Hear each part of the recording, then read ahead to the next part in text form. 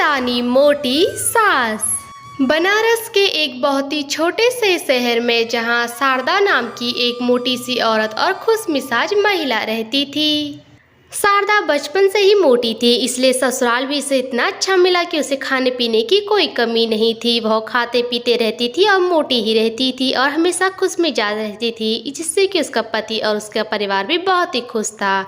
बीते वक्त के साथ शारदा और जगदीश चंद्र ने अपने बेटे नकुल की शादी कर दी और अपने घर एक बहू लेके आ गए। आओ बहू आओ, तुम इस घर की अब इकलौती बहू हो। शर्मा परिवार में तुम्हारा स्वागत है। बहू, पहले ये घर सिर्फ मेरा था, पर अब ये घर तुम्हारा भी है। जितना हक इस पर मेरा है, उतना ही हक अब तुम्हारा भी है। इसलिए बहू, मुझे तो बहुत ही तेज भूख लगी है। अब तुम जल्दी से किचन में जाओ और जल्दी जल्दी से गरम गरम चाय और पकोड़े बना के लेके आओ, और साथ में समोसे भी। सुधा भी शादी करके अपने ससुराल पहुंची ही थी। वह हैरान रह गई कि उसकी सास उसे क्या बोल रही है। अभी ससुराल पहुंची ही थी और उसकी सास उसे खाना बनाने यानी कि चाय पकोड़ा बनाने के लिए बोल रही है। वो भी अभी रात हो गई थी। अरे सुधा बहू, अरे बहू तुम किस सोच में पड़ गई हो? अरे जल्दी से किचन में जाओ, मुझे भूख लगी है। जल्दी से चाय पकोड़े बना के लेके आओ हम सबके लिए। जी जी मम्मी जी, मैं जल्दी से लेके आती हूँ आपके लिए चाय पकोड़ा नाश्ता।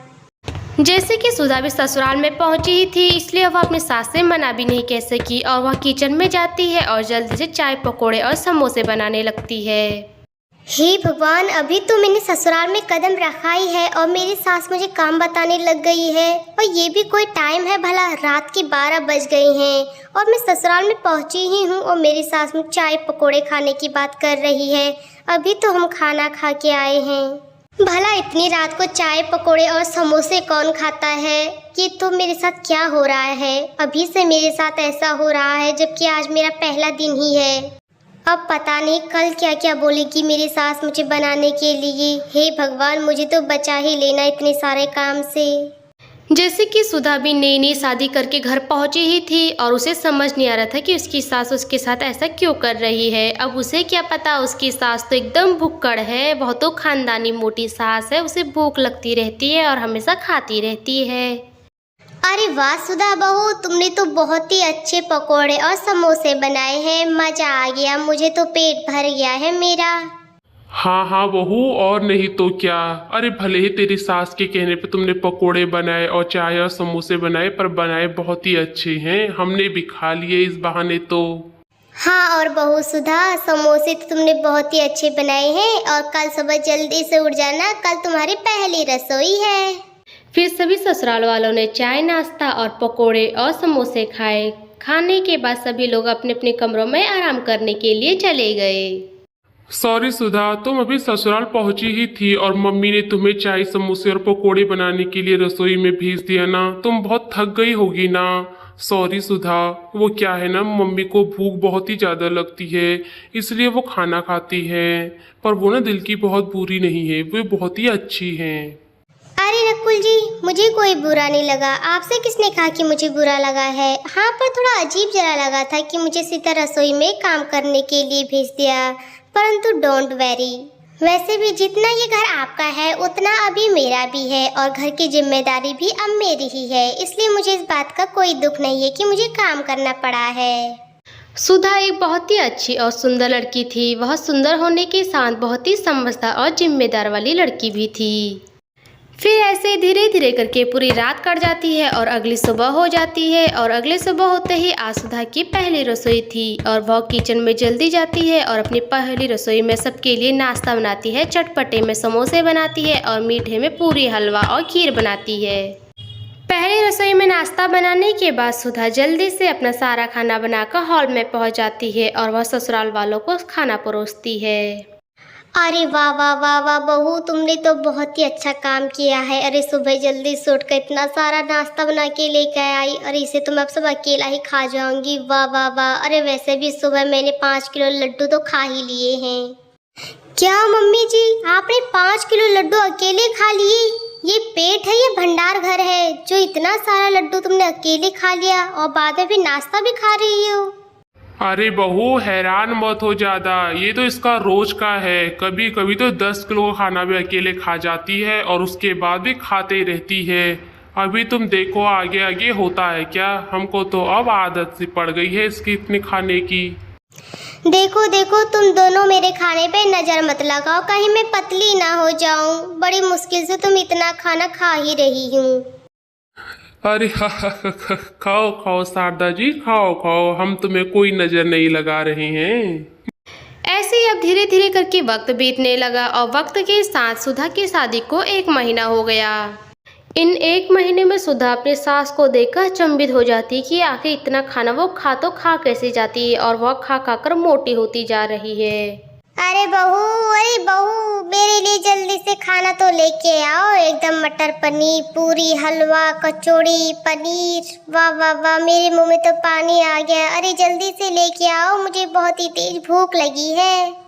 नहीं नहीं मम्मी जी, अब तुम इतना ज़्यादा खाना नहीं खाओगी। अरे अगर तुम इतनी मोटी होती जाओगी तो तुम्हारी तबीयत खराब हो जाएगी। अब तुम डाइटिंग करो और डाइट पर रहो। मैं तो बोलती हूँ अब तुम सुबह सिर्फ चाय पियोगी और दिन में तुम्हारे लिए हल्का फुल्का मैं खिचड़ी बना दूंगी और बीच बीच में तुम फल खाते रहना। अरे बहू, तुम ये कैसी बातें कर रही हो? अरे आज तक मुझे किसी ने कुछ नहीं कहा मेरे खाने के लिए, और तुम कल के आई हो मुझे ऐसा बोल रही हो कि खाना मत खाओ और डाइट पर रहो। अरे इसीलिए तो मैंने तुम्हारे माता पिता से दहेज नहीं लिया कि तुम सिर्फ मेरे लिए खाना बनाओगी और घर का काम करोगी। अरे पर तुम तो मुझसे ही बोल रही हो कि तुम खाना मत खाओ। देखो मम्मी जी, मैं तुम्हारे भले के लिए ही बोल रही हूँ। अगर तुम इतना ज़्यादा खाना खाओगी तो तुम बहुत ही बीमार पड़ जाओगी। अरे बहू, तुम बुरा मत मानना, मैं तुम्हें मजाक कर रही हूँ। अरे वैसे भी बहू, मैं बाहर का खाना कहाँ खाती हूँ, मैं तो घर का ही हेल्थी खाना खाती हूँ।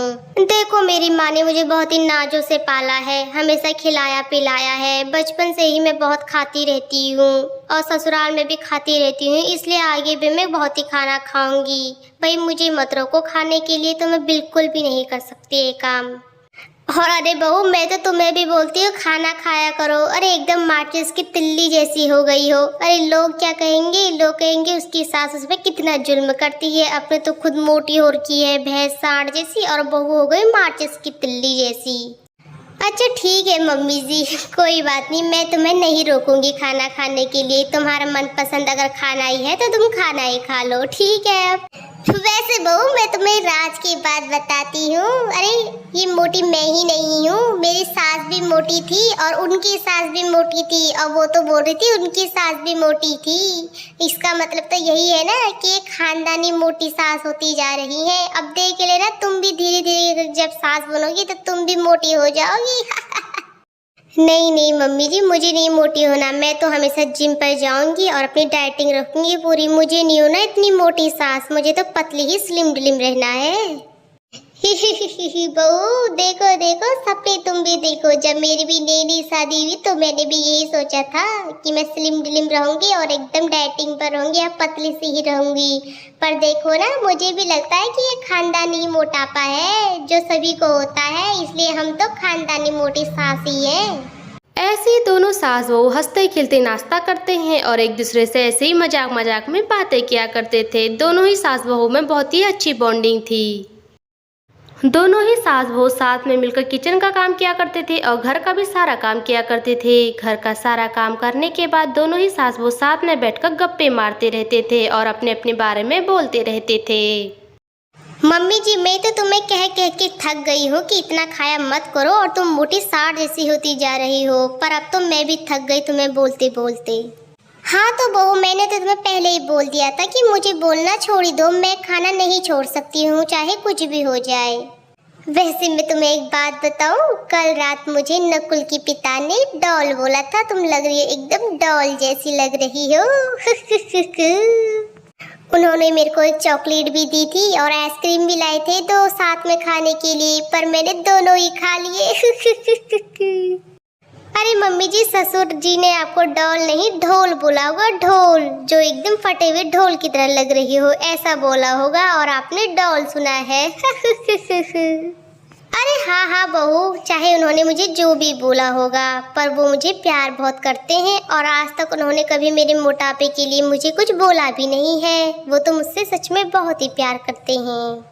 हाँ मम्मी जी, भगवान आपकी जोड़ी को हमेशा बनाए रखें। देखो ना, आप हमेशा हंसती रहती और बहुत ही अच्छी लगती हो। और हमें भी किसी के मोटापे को देखकर उससे जज नहीं करना चाहिए कि वो मोटा है तो उसे प्यार नहीं करें। अरे प्यार तो हमेशा इंसान के दिल से होता है, उसके व्यवहार से होता है। इसमें मोटापे का क्या है, शरीर क्या है, आज बढ़ा तो कल को घटा।